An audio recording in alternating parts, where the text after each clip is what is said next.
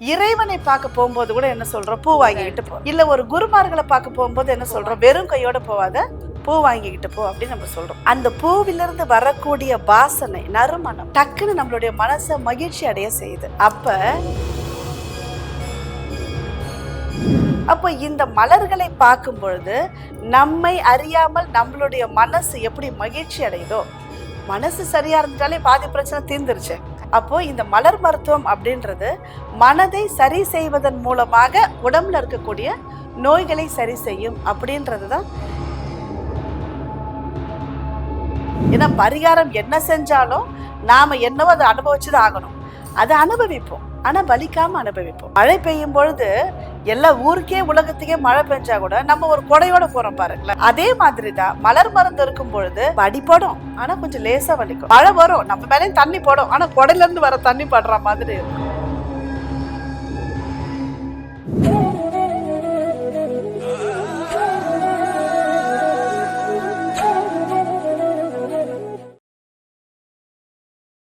நேயர்கள் அனைவருக்கும் வணக்கம். இன்னைக்கு நம்ம கூட பரம்பரை பொக்கிஷம் மலர் மஞ்சுளா மேம் நம்ம கூட இணைந்து இருக்கிறாங்க. அவங்க கிட்ட ஆன்மீகம் ரீதியான நிறைய கேள்விகள் நம்மளுக்கு கிட்ட இருக்கு. அந்த கேள்விகளுக்கு பதில் கேட்டு தெரிஞ்சுக்கலாம் வாங்க. வணக்கம் மேம். வணக்கம், அனைவருக்கும் இனிய வணக்கம். எப்படி மேம் இருக்கீங்க? ரொம்ப நல்லா இருக்கேம்மா, எப்படி இருக்கீங்க? நல்லா இருக்கேன் மேம். மேம் மலர் மஞ்சுளா, மலர் மருத்துவத்துல ஃபேமஸான மலர் மஞ்சுளா உங்ககிட்ட ஒரு கேள்வி கேட்டே ஆகணும் மேம். மலரை வச்சு எப்படி மேம் மருத்துவம் பண்ணுவீங்க? அது எப்படி மேம் உதவும் சொல்லுங்களேன். சரி, உங்களுக்கு யாராவது இப்போ ஒரு பூ கொடுக்குறாங்கன்னு வச்சுக்கோங்களேன், நீங்க ரொம்ப கோவத்துல இருக்கீங்க, யாராவது உங்களுக்கு ஒரு ரோஸ் கொடுத்தா என்ன பண்ணுவீங்க? மேம் அந்த ரோஸோட ஸ்மெல்லே நம்மளுக்கு இந்த கோவம் எல்லாமே போயிருமே. டக்குன்னு சிரிச்சிரும் இல்லையா? உடனே நம்ம அறியாம நம்ம சிரிக்கிறோம், சிரிப்பு வந்துரும். காரணமே தெரியாது, நம்ம மனம் சந்தோஷப்படும். ஏன்னா மலர்களுக்கு இருக்கக்கூடிய மகத்துவம் அது. அதனாலதான் நாம வாழக்கூடிய இந்த பூமிக்கு பூலோகம்னு பேரு. பூலோகம், பூலோகம். ஏன்னா பூக்கள் தான் ஆட்சி இங்க. பூக்களின் ஆட்சியில இருக்கிறதுனாலதான் இந்த உலகத்திற்கு பூலோகம் அப்படின்னு பேரு. நீங்களே பாருங்களேன், லவ்வர்ஸ் கொடுத்தாலும். இத நீங்களே கண்டுபிடிச்சீங்களா? ஆமா, சூப்பர். நீங்களே பாருங்களேன், லவ்வர்ஸ்க்கு கொடுத்தாலும் பூ கொடுக்குறோம், கல்யாணத்துக்கும் பூ கொடுக்குறோம், பொண்ணு பார்க்க போகும்போதும் பூ கொடுக்குறோம், ஃபர்ஸ்ட் நைட்டுக்கும் பூ யூஸ் பண்றோம், இறந்து இந்த பூமியை விட்டு போனாலும் பூ போட்டு தான் அனுப்புறோம். அவங்க போன பிறகு போட்டோ வச்சுட்டு அதுக்கும் பூ தான் போடுறோம். இதுல இருந்து என்ன தெரியுது? அப்ப இந்த உலகத்துல பூ தான் பெரிய ரோல் பிளே பண்ணது. இறைவனை பார்க்க போகும்போது கூட என்ன சொல்றோம், பூ வாங்கிக்கிட்டு போறோம். இல்ல ஒரு குருமார்களை பார்க்க போகும்போது என்ன சொல்றோம், வெறும் கையோட போவாத, பூ வாங்கிக்கிட்டு போ அப்படின்னு நம்ம சொல்றோம். அந்த பூவிலிருந்து வரக்கூடிய வாசனை, நறுமணம் டக்குன்னு நம்மளுடைய மனசை மகிழ்ச்சி அடைய செய்யுது. அப்ப பாசிட்டிவ் எனர்ஜி. அப்ப இறைவன் கிட்ட இருந்து எனக்கு ஏதாவது வேணும்னு வச்சுக்கோங்களேன், நான் எந்த பூ கொடுத்தாவது அவர்கிட்ட இருந்து எனக்கு தேவையானதை வாங்கிக்கிறேன், ஐஸ் வச்சு. இப்போ சிவன்னாலே எல்லாருமே வில்வம் தான் சொல்றோம், அம்பாள்னா தாமரை சொல்றோம், இல்ல மனோரஞ்சிதம், பாரிஜாதம், வாசனை மிகுந்த மலர்கள் இல்லையா? விநாயகருக்குன்னா அவருக்கு ஸ்டாண்டர்டு அருகம்பூ மாலை அப்படின்னு சொல்லிடுறோம். அப்போ ஒவ்வொருத்தருக்கும் இப்படிதான் வச்சிருக்காங்க, செவ்வரலையோ ஒவ்வொரு இறைவனுக்கும் நம்ம அப்படிதான் வச்சிருக்கோம். அப்போ இந்த மலர்களை பார்க்கும் பொழுது நம்மை அறியாமல் நம்மளுடைய மனசு எப்படி மகிழ்ச்சி அடையுதோ, மனசு சரியா இருந்துட்டாலே பாதி பிரச்சனை தீர்ந்துருச்சு. கண்டிப்பா. அப்போ இந்த மலர் மருத்துவம் அப்படின்றது மனதை சரி செய்வதன் மூலமாக உடம்புல இருக்கக்கூடிய நோய்களை சரி செய்யும் அப்படின்றதுதான் இந்த மலர் மருத்துவத்தை கண்டுபிடிச்ச டாக்டர் எட்வர்ட் பேட்ச் அவர்களின் கருத்து. ஓகே. சில மருந்துகள் பாத்தீங்க அப்படின்னா அந்த நோய் குணமாகிற வரைக்கும் அதை யூஸ் பண்ணுவாங்க. சில மருந்துகள் என்ன ஆகும், அது சரியானதுக்கு அப்புறமும் நம்ம யூஸ் பண்ணாம இருக்கிறதுனால இன்னொரு பின்விளைவுகள் ஏற்பட்டதுனால அது லைஃப் லாங் அதை தொடர்ந்து அது யூஸ் பண்ற மாதிரி ஒரு சூழ்நிலை ஏற்படுத்தும். மலர் மருத்துவம் எப்படி மேம்? நம்ம ஓகே நோய் இப்ப சொல்றீங்க, குழந்தைங்க படிக்கல, ஞாபக சக்திக்காக யூஸ் பண்றோம். சோ அந்த குழந்தைங்க எக்ஸாம்லாம் படிச்சு முடிச்சு நல்ல மார்க் எடுத்ததுக்கு அப்புறம் அதை விட்டுறலாமா, இல்ல லைஃப் லாங் தொடர்ந்து யூஸ் பண்ற மாதிரி வருமா? நிச்சயமா வராது. ஏன்னா எதுக்குமே அடிக்ட் ஆயிடக்கூடாது அப்படின்னு சொல்லுவோம். எப்போ ஒரு தேவையோ நம்ம அதுக்கு வரைக்கும் எடுத்தா போறோம். தேர்வு நேரத்துல தேர்வு முடிகிற வரைக்கும் மலர் மருந்துகள் எடுத்தா போறோம், அதற்கு பிறகு எடுக்கணும்னு அவசியம் இல்லை. எப்போ நமக்கு வேற ஒரு தேவை வரும் பொழுது அதற்காக எடுத்துக்கலாம். மலர் மருந்துகள் பக்க விளைவு இல்லதான், இருந்தாலும் அதற்கும் நம்ம அடிமையாகணும்னு அவசியம் இல்லை, தேவைக்கு எடுத்தாலே போதுமானது. Okay ma'am. இப்ப இந்த மலர் மருத்துவத்தின் வச்சு ஏதாவது விளைவுகள் ஏதாவது ஏற்படுங்களா? நிச்சயமா பக்க விளைவு ஒண்ணும் வராது. ஏன்னா இது ஒரு பூவோட எக்ஸ்ட்ராக்ட் தான். ஆனா இது இந்தியாவுல பூக்கிற பூ இல்ல. லண்டன்ல காட்டில் பூக்கக்கூடிய மலர்களுடைய எக்ஸ்ட்ராக்ட் தான். இது எங்க வேணாலும் இந்த மலர் மருந்து கிடைக்காது. லண்டன்ல மட்டும் தான் கிடைக்கும். டாக்டர் எட்வர்ட் பேட்ச் யூனிவர்சிட்டில தான் இந்த மருந்துகள பிரிப்பேர் பண்ணி உலகம் முழுக்க சப்ளை பண்றாங்க. நமக்கு வேணும்னாலும், யாருக்கு வேணும்னாலும் அவங்க கிட்ட தான் நம்ம வாங்க முடியும். உடனே நம்மளுக்கு தோணும். இந்தியாவுல இல்லாத மலர்களா? ஆமா. தோணுச்சா உங்களுக்கும்? நெறைய மேம். மதுரை மல்லிலாம் எவ்ளோ ஃபேமஸ் அதுல.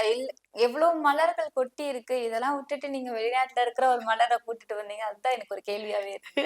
நிச்சயமா. மதுரை மல்லி நீங்க சொன்னீங்க. இன்னைக்கும் தாய்ப்பால் குடுக்கிற பெற்றோர்களுக்கு தாய்ப்பால் கட்டிருச்சுன்னா மல்லிகை பூவ தான் சுத்துவாங்க. ம். அப்போ தலைவலி வந்தாலும் மல்லிகை பூவ யூஸ் பண்ற பழக்கம் நம்மளுக்கு உண்டு. செம்பருத்தி பூவ யூஸ் பண்றோம். சங்கு பூ இல்லையா? ம். தும்பை பூ. ஆமா. அப்போ எல்லா மலர்களையும் இந்தியாவுல நாமும் பயன்படுத்திக்கிட்டு தான் இருக்கோம். ஆனா இது நாம சரியா வகைப்படுத்தல. லண்டனை சேர்ந்த ஒரு டாக்டர் வந்து 38 வகையான மலர்கள கண்டுபிடிச்சு அவரு வந்து இத டிஃபரன்ஷியேட் பண்ணியிருக்காரு. ஒரு மலருக்கும், இன்னொரு மலருக்கும் என்ன வித்தியாசம்னு சொன்னதுனால, இது ஒரு வகுப்பாவே நாங்க எடுத்துட்டு இருக்கோம். ஓகே. பரம்பரை பொக்கிஷம் மலர் மருத்துவ வகுப்புகள் எடுக்குது. இதுல நாங்க வந்து 2 நாள் வகுப்பு, 1 வருட வகுப்பு அப்படிலாம் எடுத்துட்டு இருக்கோம். இப்ப பாத்தீங்கன்னா, வெளிநாட்டுல இருந்து இது நீங்க மேக் பண்ணதா சொல்றீங்க. சின்ன சின்ன நோய்களுக்கும் அந்த மருந்து இருக்கா? இல்ல பெரிய பெரிய நோய்களுக்கு மட்டும் தான் அந்த மருந்துலாம் இருக்குங்களா? எல்லா பிரச்சனைகளுக்கும் இருக்குமா. இது பாருங்களேன், ஸ்கூல்ல படிக்கிற பசங்க சரியா படிக்கல. ம். இல்ல நான் படிச்சுக்கிட்டே இருக்கிற ஆண்டி எனக்கு வந்து கவனம் இருக்க மாட்டேங்குது. சில குழந்தைங்க சொல்லும். சில குழந்தைங்க சொல்லும், நான் நல்லா படிக்கிறேன். கவனம் இருக்கு. ஆனா எக்ஸாம் எழுதும்போது எனக்கு மறந்துருது. ஓகே. அப்போ இந்த படிக்கிற குழந்தைகளுக்கு இந்த மலர் மருத்துவத்தின் மூலமாக அவர்கள் அதிகமான மதிப்பெண் எடுக்கிறதுக்கு உதவி செய்ய முடியும். ஏன்னா மனசு ஒரு அவநம்பிக்கையெல்லாம் எப்பல்லாம் நமக்கு ஏற்படுதோ, இது குழந்தைங்கன்னு இல்லைங்க. நம்மளுக்கே அவநம்பிக்கை வருதுல்ல. இந்த வேலைய என்னால செய்ய முடியுமா? நான் இதற்கு வொர்த்துதானா? அப்படின்னு நம்மளுக்கு பல நேரம் தோணும் பாருங்களேன். அந்த செல்ஃப் கான்ஃபிடன்ஸ் குடுக்கறதுக்கும் மலர் மருத்துவம் உதவி செய்யும். Okay ma'am. பிரச்சனைன்னு சொல்றீங்க. இப்ப எக்ஸாம்பிள் பார்த்தீங்கன்னா, கணவன் மனைவிக்குள்ள ஒரு பிரச்சனை, இல்லன்னா காதலன் காதலிக்குள்ள பிரச்சனை. இந்த மாதிரி பிரச்சனைகளுக்கும் மலர் வந்து என்ன மாதிரி மலர வந்து யூஸ் பண்ணலாம்? அப்படி சொல்லுங்க. ம். சொன்னீங்கன்னா எங்கள மாதிரி இளைஞர்களுக்கு உதவியா இருக்கும். நிச்சயமா. மலர் மருத்துவம் பார்த்தீங்கன்னா, ஒவ்வொருத்தருக்கும் மாறுபடும் பவானி. இப்ப பாருங்க, ஒவ்வொருத்தருடைய தேவை வேறல்ல. ஆமா, இப்ப வந்து ஒருத்தருக்கு ஒரு ரூ. 5,000 குடுத்தாலே நான் 2 நாள் நிம்மதியா இருப்பேம்மா அப்டி சொல்லிருவாங்க. சிலருக்கு 5,000 வச்சு ஒரு குடும்பத்தையே ஓட்டுறவங்களும் இருப்பாங்க. ஆமா. ஒரு சிலர் சொல்லுவாங்க 5,000ல என்னங்க ஒரு டீ ஷாப்புக்கே பத்தாது. காஃபி ஷாப் போனாலே எனக்கு 5,000 ஆயிருது அப்டின்னு சொல்றாங்க. ஆனா 5,000ன்றது அமௌண்ட் ஒண்ணா இருந்தாலும், ஒவ்வொருத்தருடைய தேவை. தேவைகளும் திருப்திப்படுத்துறதும் வேறவா இருக்கு இல்லையா? அப்ப ஒவ்வொருத்தருக்கும் மலர் மருந்துகளும் மாறுபடும். எனக்கு என்னன்னே தெரியலங்க. நல்ல ஃபிகரே அமைய மாட்டேங்குது. இந்த மாதிரி நெறைய பிரச்சனைகள் வந்து யங்ஸ்டர்ஸ்க்குலாம் இருக்கு மேம். ஸோ நீங்க இந்த மாதிரி நெறைய மலர்லாம் சொன்னீங்கன்னா, வெளிநாடு என்ன எங்கனாலும் இருந்தாலும் நான் தேடி கண்டுபிடிச்சு போய் வாங்கி சரி பண்ணிடுவோம் இந்த பிரச்சனைய. நீங்க எங்கேயும் தேடி பிடிச்சு வாங்க வேண்டாம் வெளிநாட்டுக்கெல்லாம். பரம்பரை அதுக்கும் நீங்க பொக்கிஷம்ல இருக்கு. ஆமா. எல்லா எல்லா மலர் இதுக்கும் கூட்டு போறாங்க. கோவிலுக்கு போனாலும் கூட்டு போறாங்க. பிரச்சனைனாலும் நானே மலர் தரேன். கவலையே படாதீங்கன்னு சொல்றீங்க. ரொம்ப ரொம்ப நன்றி மேம் நீங்க. மலர் மருந்துகள் எங்ககிட்டயே கிடைக்கும். நீங்க லண்டன் போய் கஷ்டப்பட்டு வாங்கணும்னு அவசியம் இல்ல. இது என்னன்னா, இப்ப சிலருக்கு பாருங்களேன், நல்லா லவ் பண்ணிட்டே இருப்பாங்க. ஒரு பிரச்சனை வந்துரும். அத ஹேண்டில் பண்ண தெரியாது. ஆமா. இல்லையா? இல்ல அப்புறம் கல்யாணம் பண்ணிட்டு லவ் பண்ணி கல்யாணம் பண்ணிடுவாங்க. ஐய்யய்யோ! ஏன்டா பண்ணோமோன்னு இருக்கும். தெரியாம பண்ணிட்டோம். தெரியாம பண்ணிட்டோமோ! கொஞ்சம் பொறுமையா இருந்திருக்கலாமோ! ஆமா. அப்படின்னு தோணும். அப்ப நான் ரெக்ரெட் பண்ணாம இருக்கணும். பின்னால நான் சரியானத சூஸ் பண்ணணும். இதுக்கு எல்லாமே மலர் மருந்துகள் இருக்கு. ம். இல்ல எனக்கு இது முதல்லே தெரியாம போயிருச்சு. முதல்லயே தெரிஞ்சிருந்தா கல்யாணத்துக்கு முன்னாலே நான் ஃபீல் பண்ணாம இருக்கிறதுக்கு மலர் மருந்துகள் சாப்பிட்டுருப்பேன். இப்ப எனக்கு கல்யாணம் ஆயிருச்சு. நான் இவங்க கூட தான் வாழணும். அதுக்கு என்ன பண்றது? அட்ஜஸ்ட் பண்ணி போறதுக்கு அப்படின்னு சொல்லி அதுக்கும் மலர் மருந்துகள் இருக்கு. அதுக்கு நாங்க எலம்னு ஒரு மருந்து இருக்கு. அனிசக்கல்னு இருக்கு. இல்ல சிக்கரின்ற ஒரு மலர் தேவதை இருக்காங்க. நாங்க மலர் மருந்துன்றத விட மலர் தேவதை அப்படின்னு சொல்லுவோம். ஏன்னா நெறைய அதிசயங்கள் பண்றாங்க இல்லையா? ம். அதனால நாங்க வந்து பரம்பரை பொக்கிஷம் எப்பவுமே மலர் தேவதைகள்னு தான் சொல்லுவோம். மலர் மருந்துன்றத விட 38 வகையான தேவதைகளும் நமக்கு தேவை. நாம ஒவ்வொருவருக்கும் தேவை. ஏன்னா டாக்டர் எட்வர்ட் பேட்ச் கண்டுபிடிச்சது 38 மலர்கள் தான். அதுல இருந்து எனக்கு என்ன தேவையோ அத நான் சரிப்படுத்திக்கிறதுக்கு, எனக்கு தேவையானதை அடைவதற்கு மலர் மருந்துகளும், மலர் தேவதைகளும் உதவி செய்வாங்க. உங்களுக்கும் உதவி செய்வாங்க. நன்றி மேம். மேம் இப்ப ஆணி போய் ஆடி போய் ஆவணி வந்தா டாப்ல வந்துருவான் அப்படிங்கிற ஒரு டைலாக் கேள்விப்பட்டிருப்போம் இல்லையா? ம். எப்பயாவது டாப்ல வர்றதுக்கு எப்பவுமே டாப்ல இருக்குன்னு சிலர்லாம் ஆசைப்படுவாங்க. அதுக்கெல்லாம் என்ன மாதிரியான மலர் வந்து யூஸ் ஆகும்? நிச்சயமா. மலர் மருந்துகள் எப்பவுமே நம்மள டாப்ல வச்சிருக்கும். ஏன்னா, நாம பாதி நாள் எதுக்கு கஷ்டப்படுறோம் தெரியுமா? சரியான நேரத்துல தவறான முடிவு எடுத்தது தான். ஆமா. அது பணம் இன்வெஸ்ட் பண்ணதா இருக்கலாம், குழந்தைங்க படிப்பு விஷயமா இருக்கலாம், திருமணம் சம்பந்ததா இருக்கலாம்.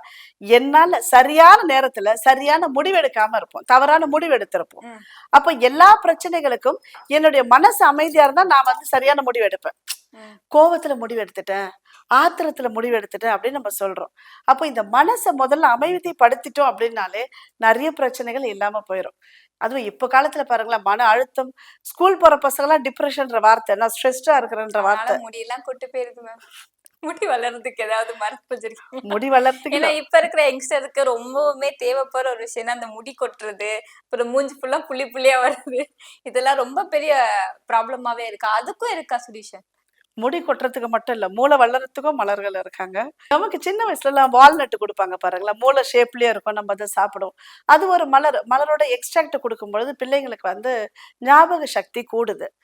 சில நேரங்கள் நம்ம ஸ்ட்ராங்கா இல்லாம இருப்போம். இப்ப முடி கொட்டுதுனாலே, அது மனசுல இருக்கக்கூடிய ஏதோ ஒரு பிரச்சனை இருக்கலாம், தூக்கம் இல்லாம இருக்கலாம், சரியான சாப்பாடு இல்லாம இருக்கலாம். அப்ப மனச முதல்ல நம்ம சரி பண்ணி நல்லா தூங்கிட்டோம்னாலே, பாதி பிரச்சனை சரியாயிரும். இன்னொன்னு வீக்கா இருக்குன்னு வச்சுக்கோங்களேன், முடி கொட்டுது நான் வீக்கா இருக்கேன் அப்படின்னா, அத ஸ்ட்ரென்தன் பண்றதுக்கும் மலர்கள் இருக்கு. நிச்சயமா உங்களுக்கு தேவையான மலர்கள நான் தரேன். ஓகே. இப்ப பேர் வைக்கும் போதெல்லாம் அந்த ஏதாவது புஷ்பலதா இந்த மாரி பூவோட சேர்த்து வைக்கிறோம் இல்லையா? ம். அதெல்லாம் ஏதாவது பலன் வருமா? இல்ல சும்மா அவங்க ஆசைக்காக வச்சுக்கிறாங்க அந்த மாதிரி அதெல்லாம் வரும்? ஆசைக்கு தான் வச்சிருப்பாங்க. இப்ப நீங்க சொல்றீங்க இப்ப மலர் மருத்துவம் நம்மளால அதெல்லாம் சிலர் பேருக்கு வாங்க முடியாது இல்லையா?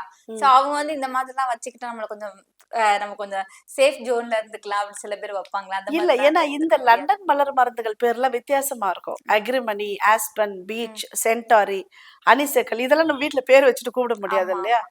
ஆனா நம்ம ஊர்ல பாருங்க மரிக்கொழுந்துன்னு பேர் வச்சிருப்போம். ம், செம்பருத்தின்னு பேர் வச்சிருப்போம். ம். ஜாதி ஜாதி மல்லி அப்படிலாம் பேர் வச்சிருப்போம். முல்லைன்னு பேர் இருக்கும். இது நம்ம இந்துக்கள் மலர்களோட வாழ்ந்தாங்க அப்படின்றதுக்கான அடையாளம். ஆனா மலர்கள் அப்படின்னாலே அது இந்தியா தான் இல்லையா? ஆமா. இங்க இருந்து கூட அது வெளிநாட்டுக்கு போயிருக்கலாம். இப்ப மலர் மருத்துவம் வந்து உருவானதுக்கான ஒரு பின்னணி, இல்ல ஏதாவது வரலாறு அந்த மாரி ஏதாவது இருக்குங்களா? ம்.